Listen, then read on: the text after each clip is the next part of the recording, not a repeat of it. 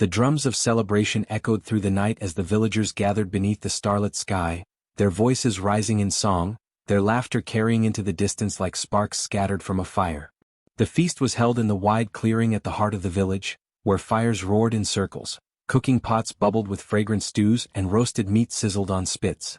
Children ran about with faces smeared in oil and ash, their joy unburdened by the heavy undercurrents weaving through the crowd.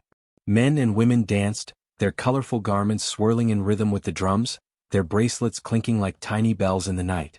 To the eye, it seemed as though harmony ruled, but beneath the surface, envy stirred like smoke curling unseen from dying embers. The girl sat near the edge of the circle, her smile gentle and her presence quiet, yet she drew attention as though she herself were a flame. Her beauty was not only in the softness of her face or the brightness of her eyes, but in the way she carried herself, with kindness that seemed unshakable and a humility that disarmed even the proudest. When she laughed, it rang clear and sincere without guile. When she moved, it was with grace, as though she had been born beneath the blessing of the moon itself. People admired her, some adored her, and yet admiration is often shadowed by resentment, and what others could not be, they soon longed to destroy. Among the revelers were those whose eyes lingered on her too long, not with warmth but with bitterness. They whispered to one another behind their cups, tongues sharp with venom. Some resented how the elders often praised her gentleness, saying she reminded them of the ancestors' blessings. Others envied the way people naturally gathered around her, as if she were a quiet fire in the cold. A few, consumed by darker thoughts, feared her goodness, for to them, it was unnatural that someone could carry so much light in a world often carved from shadows. That fear, sharpened by envy, soon began to bend into cruelty. It began subtly. A woman leaned to her companion and murmured, "Do you not see how they praise her, as though she were some spirit's child? Such purity hides secrets. None can be that untouched." The companion nodded, their mind already turning suspicion into story. A man at another fire added his own tale, claiming he had seen her speaking alone to the river as if the waters answered back. Each word was a thread, and together the villagers began to weave a tapestry of doubt, embroidered with lies. As the feast wore on, these whispers swelled like an undercurrent beneath the drumming, a rhythm of malice beating beneath the joy. The girl herself was unaware of how the tide was turning against her. She offered her hands to help serve food, carried pitchers of water for the dancers, and laughed at the playful shouts of the children. When she passed by, some smiled warmly, but others masked their envy behind tight-lipped expressions, their minds already filled with plans. They could not bear her light, so they sought to snuff it out in the cruelest way, by turning her presence at this feast of celebration into the stage of her betrayal. As the fires burned lower and the night deepened, the schemes took root. A group gathered at the edge of the clearing, their voices hushed but their intentions sharp. "She is too beloved," one muttered. "If we let her remain, she will become untouchable. Even the elders might raise her above us." Another replied, "Then she must be brought low. Tonight, while all are here, we strike not with blades but with poison. Let her drink and let her light be swallowed." They nodded in agreement, their jealousy clothed in the guise of necessity, their cruelty masked as protection of tradition. And so, in the very heart of celebration, a deadly plan was born. The drums continued, the dancing carried on, and the villagers cheered as if nothing had shifted. Yet, within the crowd, a select few moved with purpose. They passed a cup between them, their hands careful, their eyes darting. Into it, they dripped their malice in liquid form, a poison that gleamed faintly in the firelight before dissolving into invisibility. The cup was then carried as though it were any other, filled with wine sweetened for festivity, destined for her lips. The betrayers exchanged glances, their envy momentarily soothed by the thought that soon her brightness would be no more, that the feast would end not with her laughter but with her silence. And so the night stretched on, stars watching silently from above, the moon casting its glow upon the clearing. The villagers continued their merriment, unaware that the ground beneath their celebration was shifting, that this night of unity was also the night of betrayal. In the center of it all sat the girl, radiant in her innocence, unaware of the shadows gathering closer. She lifted her eyes to the moon, her expression calm, her spirit untroubled, even as the cup of treachery began its journey toward her. The feast roared with life, but envy had already sharpened its claws and the trap was set. The fires burned lower, their glow casting long, flickering shadows across the clearing as the feast wound deeper into the night.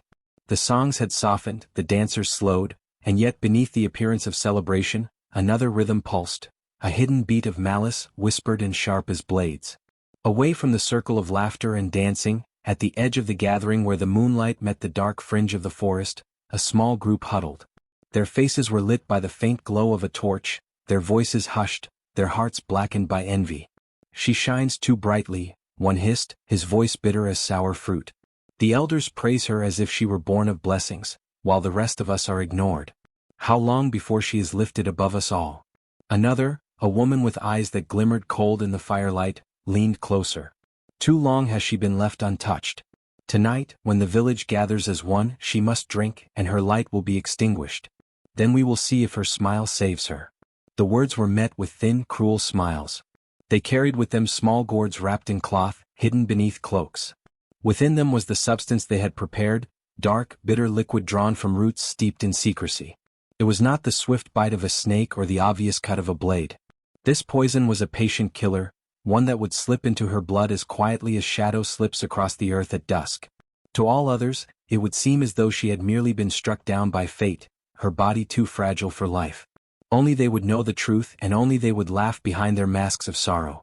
They moved with care, glancing over their shoulders at the villagers still gathered in the clearing. The elders sat near the great fire, telling tales of ancestors, their voices strong and steady. Children played with the embers, tracing sparks into the sky. No one paid heed to the huddled conspirators at the forest's edge, nor guessed at the poison they stirred into the cup that would soon be passed along with songs and cheer. "Not too much," one muttered, steadying the gourd as the liquid spilled into the clay vessel. "It must not be noticed. Just enough to silence her heart." His fingers trembled, not from hesitation but from the thrill of wicked purpose. The woman held the cup steady, her lips curled into a cruel smile. "Let it be sweetened with honey so no one tastes the bitterness. Let them all believe it is a gift of celebration, offered from love, not hate." Their laughter was muffled, the kind that slithered from their throats like serpents. They could already see the moment in their minds, the girl lifting the cup, her eyes wide with trust, her lips touching the rim. They would watch as her body weakened, as the life drained from her slowly, and they would stand among the mourners with masks of grief, hiding the triumph burning inside them. A younger man, nervous but eager to prove himself, asked, "And if she does not drink?" The leader of the group, an older man with lines etched deep into his face, answered with cold certainty, "She will drink. She is kind, too kind to refuse what is offered in celebration. Even if suspicion stirs, she will not bring shame to the feast by declining. That is her weakness and our strength." The others nodded, reassured. They had studied her well, her gentle nature, her desire never to offend, her habit of giving more than she ever took. They would twist her virtues into the chains of her downfall. The cup, now filled with its deadly secret, was passed among them like a sacred object. Each conspirator touched it, their fingers brushing its rim as though to seal their unity in malice. One by one they whispered curses into it, low and venomous. Let her tongue still, let her breath fail, let her light be darkened.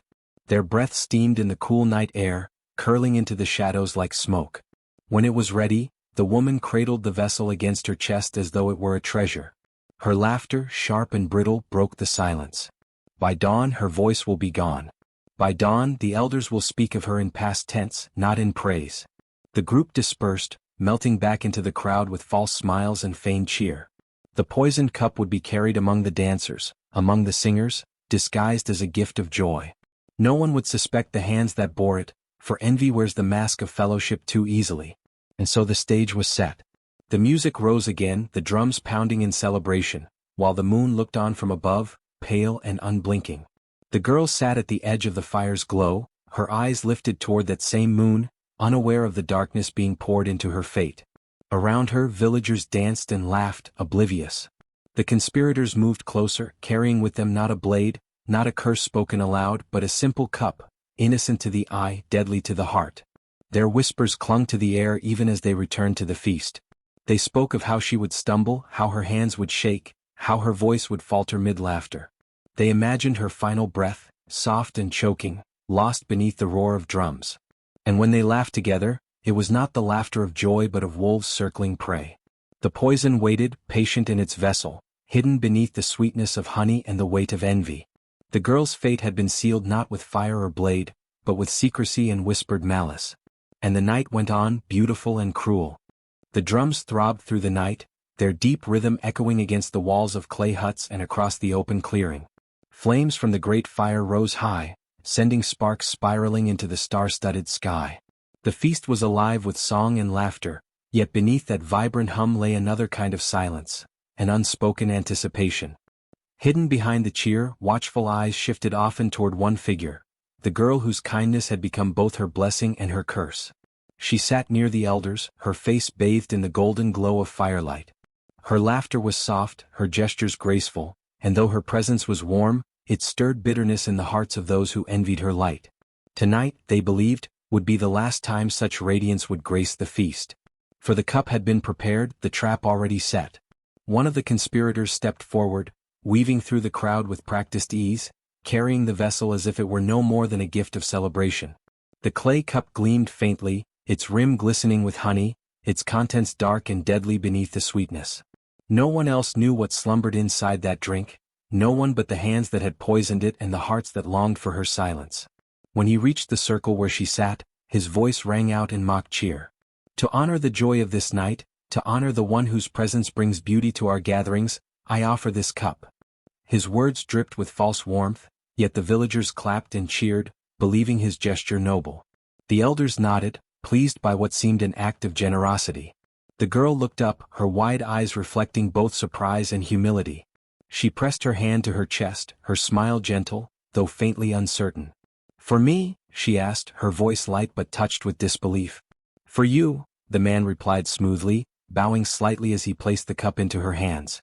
Around them, the crowd leaned closer, their faces lit by the flicker of flames and the glow of curiosity. Some watched with genuine admiration, others with narrowed eyes. But the conspirators, those who had brewed the venom and whispered curses into its depths, watched with sharp, hungry anticipation. Her fingers closed around the vessel, its cool surface pressing against her palms. She lifted it slightly, almost in question, and the crowd erupted with calls of encouragement. "Drink! Drink!" they shouted, clapping in rhythm with the drums.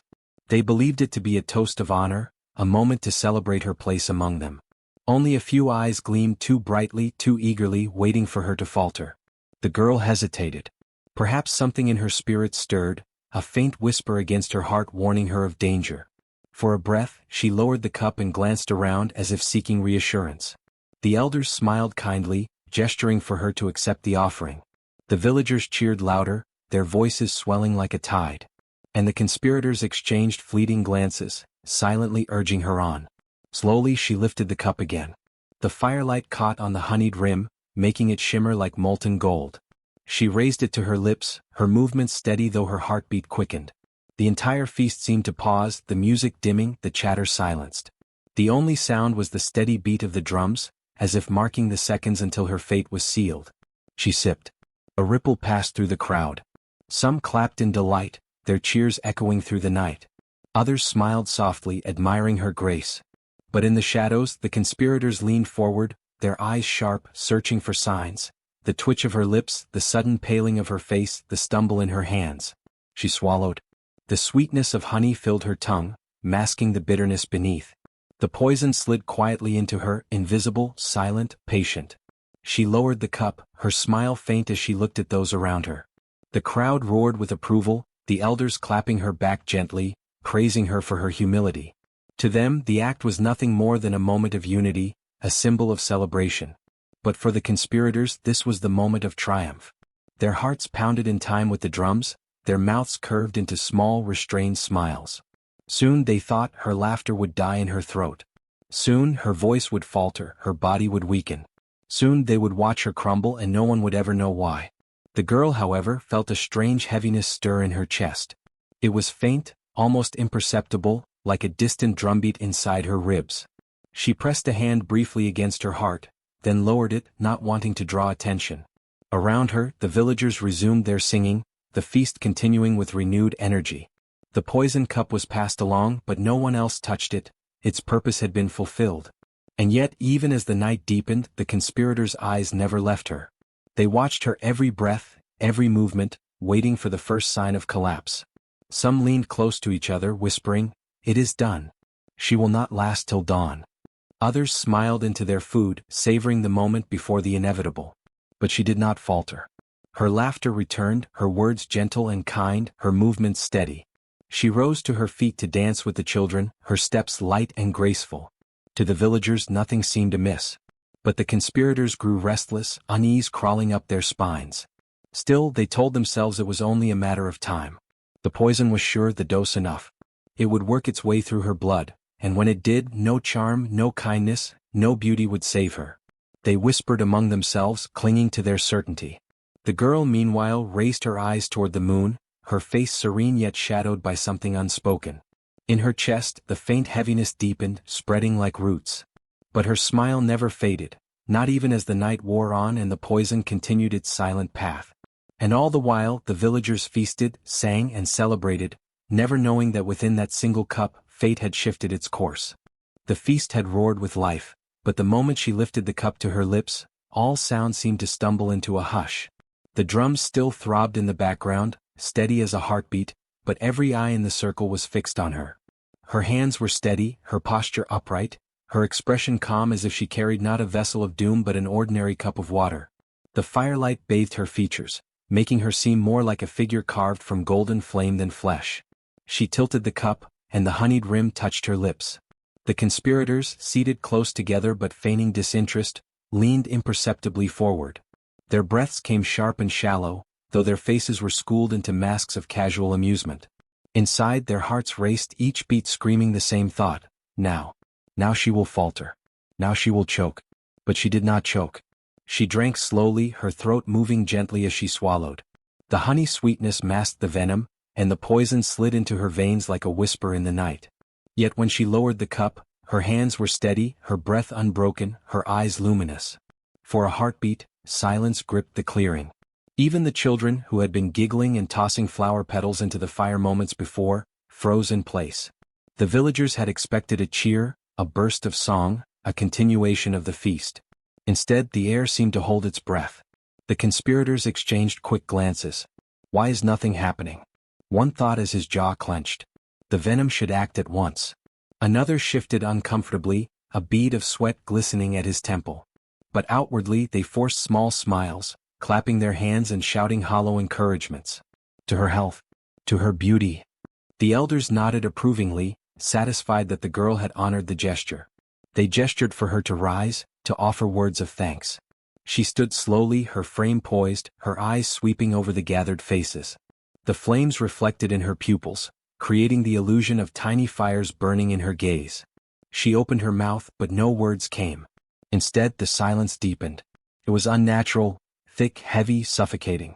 The laughter of the drunkards died in their throats, the chatter of the women fell still, even the crackle of the fire seemed to dim as if smothered by unseen hands. The drums, steady until now, faltered and stopped altogether, the drummers staring at their skins in sudden unease. The villagers glanced at one another, their smiles fading, their brows furrowing. The children clutched their mother's arms, sensing something they could not name. A dog that had been prowling at the edge of the clearing whined, tucked its tail, and bolted into the shadows. Still, the girl stood silent, the cup dangling loosely in her hand. Her lips curved, not into a smile, not into a frown, but into something unreadable, a shape that was both gentle and terrifying. She seemed less like a young woman and more like a figure suspended between worlds, a vessel neither entirely of flesh nor of spirit. Whispers began to ripple through the crowd. Why is it so quiet? Did you hear that? The fire? It doesn't sound right. A few glanced at the conspirators, who sat rigid, eyes darting between one another and the girl. The conspirators expected her to fall, to clutch her stomach, to convulse, to collapse into the dust. Instead, she seemed taller, her presence heavier, as though the earth itself bowed beneath her feet.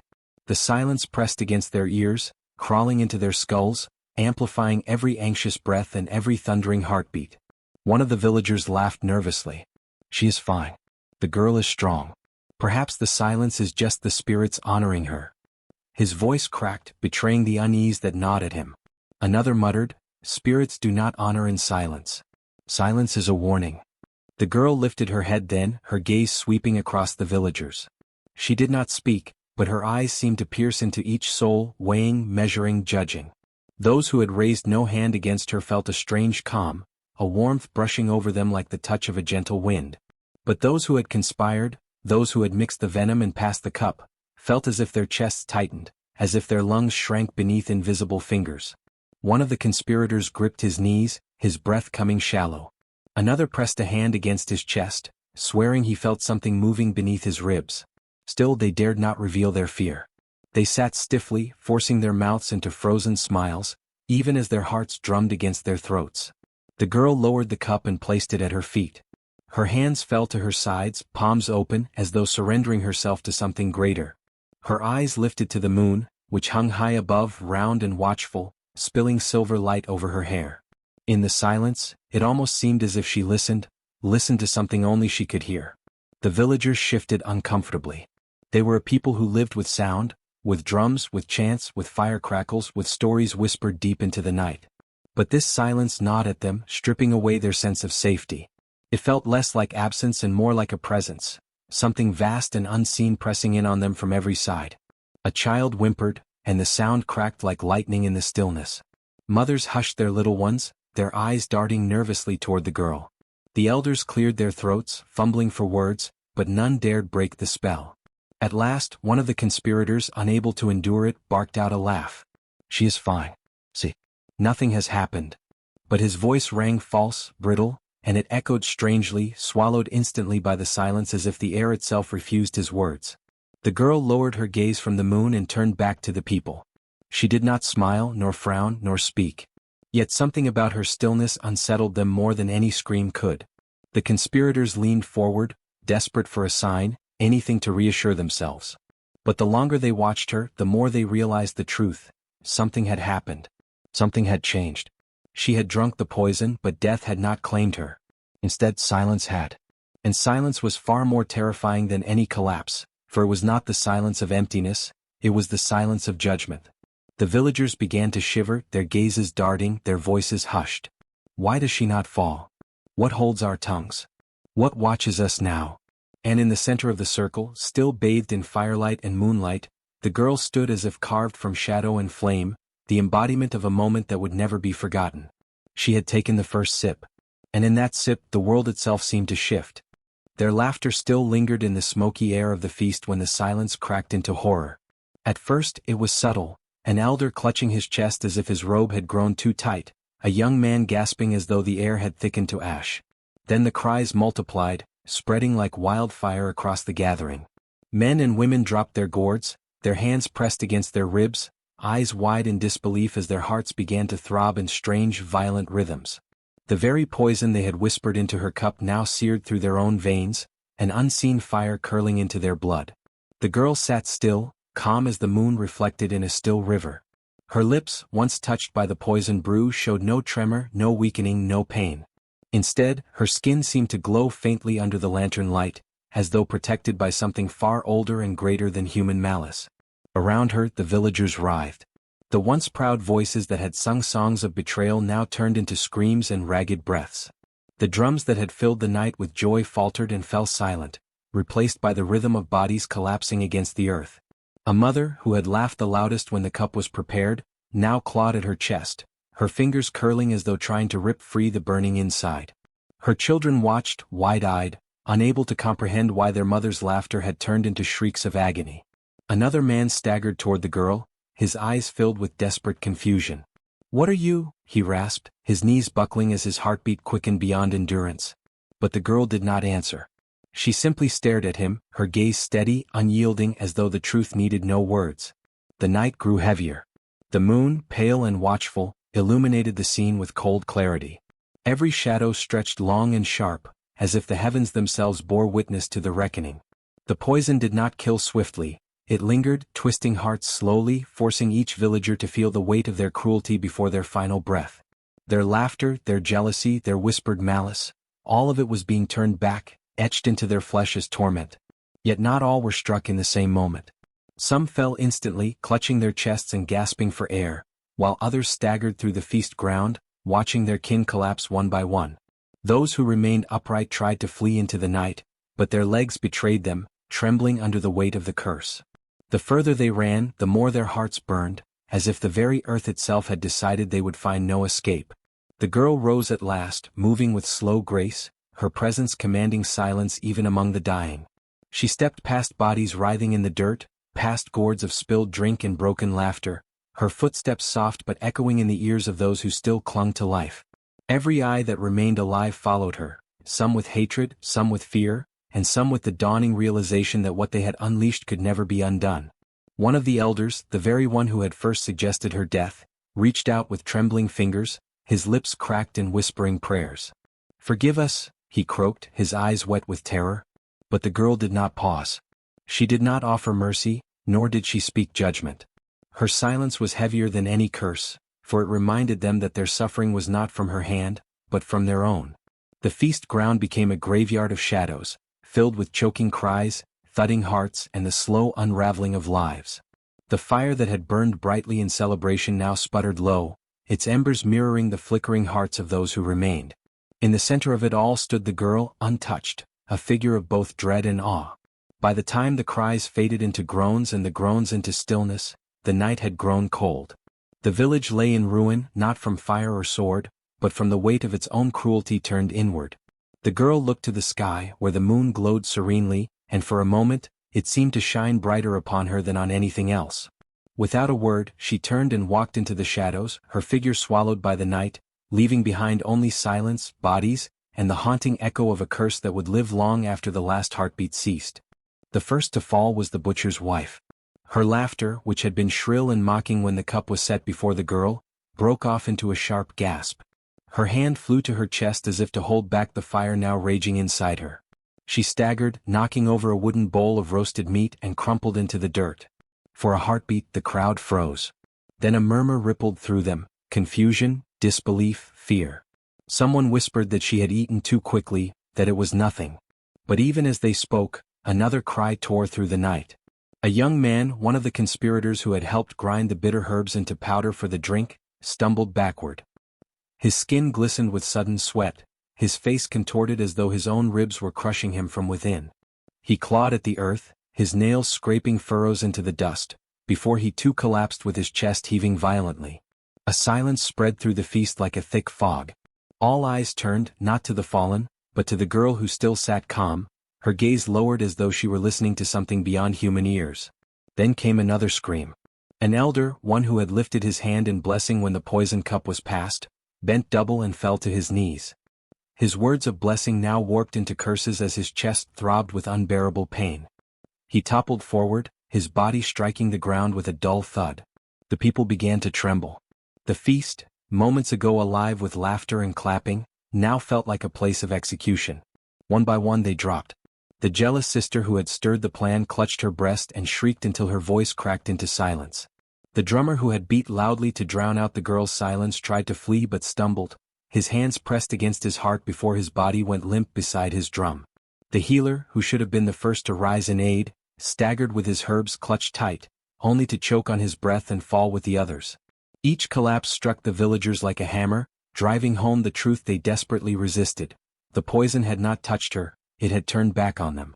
Panic erupted. Some rushed toward the riverbank, thinking water would save them, but their legs betrayed them halfway, seizing with pain as they crumpled into the dirt. Others threw themselves to the ground in desperate prayer, pressing their foreheads into the soil, begging unseen spirits for forgiveness. Their voices rose in a chorus of terror, but their words were cut short by groans, gasps, and the dull collapse of bodies hitting earth. The confusion gave way to realization. They remembered the girl's calm sip, her steady breath, her unshaken form. It was not she who had been cursed, it was them. The poison they had brewed with whispered laughter now burned in their own veins, a justice no one could have foreseen but everyone understood. The villagers began turning on each other, pointing trembling fingers at those who had mixed the herbs, at those who had urged the plan forward. Accusations spilled as quickly as their strength drained, voices cracking under the weight of both guilt and agony. But no accusation could undo what had begun. One by one they dropped. The strong men who had mocked her frailty, the women who had whispered in corners, even the youths who had laughed though they knew not the full cruelty of their elders, each felt the fire take root in their chest. The ground filled with groans, then with silence, then with only the girl's breathing steady and calm amid the ruin. And yet, in their final moments, some eyes widened not with pain but with comprehension. They saw in her silence not malice, not vengeance, but a reflection of their own deeds. The terror that swept over them was not only the fear of death but the crushing weight of realizing they had written this ending with their own hands. By the time the last guilty heart gave its final shudder, the feast ground was unrecognizable. The tables of food lay abandoned, the drums overturned, the fire's glow casting eerie light over bodies sprawled in every direction. Only the girl remained standing, untouched, her figure small yet unyielding against the vast silence that followed. Her eyes lifted to the moon, shining bright above as though it had witnessed everything. Around her, the guilty had fallen, their punishment written into their flesh. The village would never again forget the night when laughter turned to screams, and one by one, those who had betrayed the innocent were brought low by the very cruelty they thought would destroy her. The silence that settled after the last body fell was unlike anything the village had ever known. The air still trembled with the echo of screams, yet now only the crackle of dying firewood and the chirp of night insects remained. The girl sat still, her hands folded calmly in her lap, her eyes lowered as if she were far away from the horror that surrounded her. She breathed evenly, untouched, her body radiant with a serenity that made her seem almost otherworldly. Around her, the few who had not raised their voices in malice or joined hands in plotting sat trembling. They had been frozen through the chaos, too afraid to move, their eyes darting from one collapsing villager to the next. They had clutched their children close, whispered frantic prayers and begged the heavens for safety. Now, in the haunting quiet, they realized something impossible. They were alive and scathed, while the guilty lay scattered in the dust, their faces twisted in agony. A mother who had spoken gently of the girl even when others whispered poison looked down at her child, her hands shaking as she brushed dust from his cheek.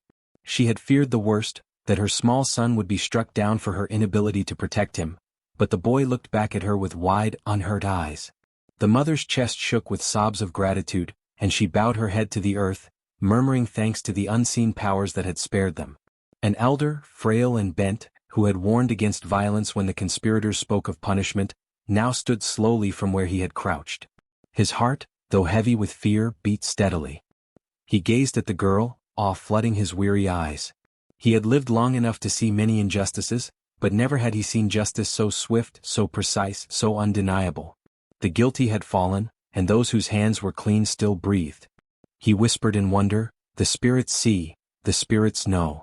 Children clung to their mothers, eyes wide with terror and confusion, but they too were untouched. They had laughed in innocence at the feast, ignorant of the cruel whispers, and now they stood unharmed while their elders' bodies littered the ground. The surviving parents held them tight, realizing with dread and relief that innocence had been shielded, not by luck, but by something greater than human will. Whispers began to rise among the spared. They spoke not to accuse but to understand, their voices shaky as they pieced together the truth. "It is her," one murmured, eyes fixed on the girl. "She is guarded." Another, clutching his chest as if to reassure himself of his heartbeat, whispered, "No human hand saved us. This was justice, justice not of this world." Their words were filled with awe but also with fear. For if unseen powers shielded her, what did that mean for their future? What did it mean to live alongside one chosen by forces beyond comprehension? The girl finally lifted her head. Her eyes swept across the survivors, not with malice or triumph, but with a stillness that struck deeper than words. She did not need to speak, her survival was already a message. The spared could feel it in their bones. Cruelty had boundaries and innocence, no matter how fragile, was not left defenseless. Some looked away, unable to bear the weight of her gaze, ashamed that they had been too silent when the plot was woven. Others bowed their heads in reverence, recognizing that they had witnessed something far greater than themselves. The night wind stirred, carrying with it the faint scent of smoke and the bitterness of spilled wine. The spared huddled together, trembling, afraid to move too close to her yet unable to leave the feast grounds. It was not only grief that rooted them in place, it was recognition. They had lived through judgment, and judgment had shown mercy only to those who had not lifted a hand against her. In the days that would follow, these survivors would become the keepers of the tale.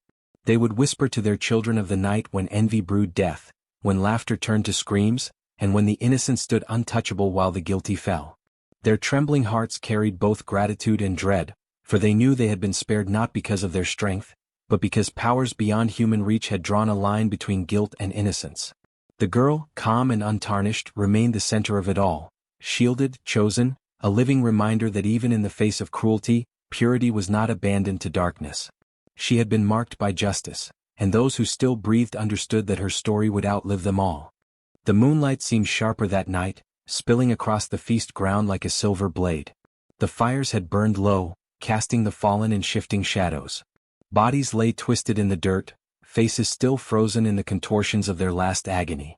The air smelled of bitter herbs and spilt wine, the remnants of what was meant to be a night of joy turned into a graveyard feast. And at the center of it all sat the girl, her body still, her hands folded in her lap, her eyes lifted at last to the scene before her. She looked upon the fallen not as a mourner, nor as a triumphant victor, but as something outside both grief and triumph. Her gaze was steady, void of anger or glee, untouched by human passion. It was a silence that carried the weight of inevitability, a silence that seemed to stretch across the ground like a shroud. To the survivors, it was unbearable. They shifted nervously, their breaths quick and uneven, as though even the act of inhaling might draw her attention too sharply. One by one, eyes lowered to the dirt, unable to meet hers. It was not shame alone, it was fear. The kind of fear that sank deep into the bones, that whispered of things too vast and unseen for mortal minds to comprehend. She was no longer simply the girl they had envied or condemned. In that moment she was something else, a vessel of justice, a mirror that reflected the guilt of the fallen and the trembling survival of the spared. A child whimpered, clinging to his mother's dress. The sound was small, almost swallowed by the night, but it made several of the elders flinch. They feared any sound that broke the silence she wove around herself. The girl's eyes moved briefly toward the child, and though there was no malice in them, the mother felt her heart seize. She pressed her hand gently against her son's mouth, desperate to smother the sound, to avoid drawing any more of the gaze that seemed able to pierce through flesh and bone. The elder who had spoken against violence before the feast found his legs trembling as he tried to step forward. He wished to speak, to beg her forgiveness, to assure her that not all had raised their hands against her. But when her gaze swept across him, his throat closed. Words shriveled before they could form. He bowed instead, bending his frail frame toward the earth, as though lowering himself might shield him from the weight of her silence. The survivors could not decide what terrified them more, that she might speak or that she might not. Her voice, if it came, would surely be judgment. Yet her silence was worse, for in it, their thoughts became their punishers. Every whisper of doubt, every fleeting jealousy, every moment they had failed to defend her when the crowd turned cruel, all of it now screamed within them, amplified by the stillness of her gaze. They were exposed, their secrets bared without a single word spoken. The night seemed to lean closer, listening. Even the insects had gone quiet, as though the earth itself held its breath. Her gaze did not waver, and with each passing moment, the survivors felt themselves shrinking, becoming smaller under its weight. The guilty had fallen swiftly, but those who remained now bore a slower punishment. The torment of knowing they had been seen, judged, and left trembling not by chance, but by choice of forces beyond their reach. A woman collapsed to her knees, sobbing into her hands. She had not plotted, had not poisoned the cup, but she had laughed when the rumor spread, and in her laughter had been cruelty enough. Now she could not bear the silence pressing down upon her. She begged the girl to look away, to free her from the mirror of her own shame. But the girl did not respond.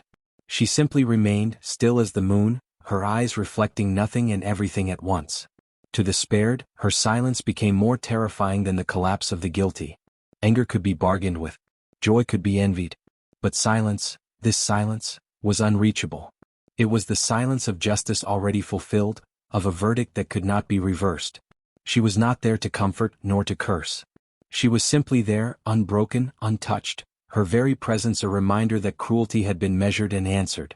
As the night deepened, the survivors huddled closer together, afraid to leave yet desperate to escape. They whispered among themselves, voices trembling, unsure whether her gaze bound them to the ground or whether it was their own fear that chained them. No one dared turn their back on her, for they feared that the silence might follow into their dreams, into their sleep, into every corner of their lives. She did not move. She did not speak. And yet, in the cold silence of her gaze, the survivors realized they were prisoners of their own hearts. She had no need to strike them down. Her very being had already delivered the weight of judgment, and they would carry it long after the night was gone. The feast ground that once rang with laughter and the clatter of drums now lay in eerie quiet. The torches, still burning low, flickered against the twisted bodies of those who had plotted against the girl. Their faces were frozen in masks of agony, mouths open as if still trying to expel the poison that had claimed them. The survivors huddled together in silence, too afraid to speak above whispers, each of them carrying the weight of what they had seen. No one dared touch the fallen. Mothers clutched their children closer, dragging them away from the scene, murmuring hurried prayers. Fathers stared into the night sky as though hoping the moon might erase what had transpired. Even the elders who once spoke with pride and authority could not raise their voices now. Fear had humbled them into muttering only broken phrases: a curse, punishment, justice. By dawn the word had spread beyond the feast ground. Those who had not attended whispered about the strange silence that had fallen in the night, how the music had ended too soon, how screams had risen and then been cut short. Survivors retold the story in fragments. Some said the poison had leapt from the cup into the guilty hearts. Others swore that unseen hands had squeezed the breath from their chests. Yet all versions ended the same. The girl drank and lived, while those who wished her harm perished. The villagers mourned, but their grief was tangled with dread. No one lit fires for the dead that morning. No one dared sing the traditional mourning songs.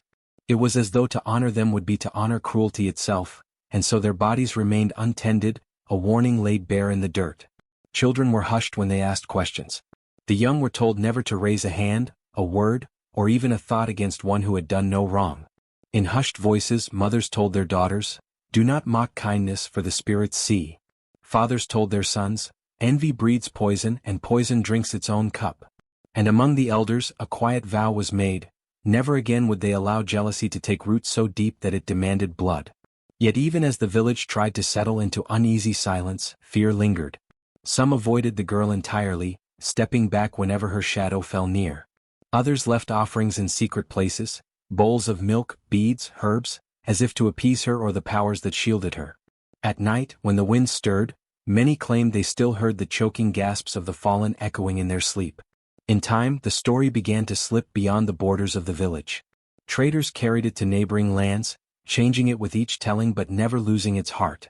She became the girl who drank poison and lived, the one whose innocence was so pure that even death recoiled. Her tale grew into a warning told around fires, a parable that rolled off the tongues of elders to silence quarrels, to tame jealousies, to remind children that cruelty had a price greater than any could bear. And in her own village, where the memory was sharpest, people learned to walk with more care. Smiles were weighed for truth, hands offered in help were measured by their intent. For everyone knew, as they glanced at the girl who still walked among them in silence, that no secret malice could ever truly remain hidden. Thus the feast of betrayal ended not only with death, but with a legacy carved deep into the hearts of the living. A reminder whispered in every home: harm the innocent and your own heart will answer.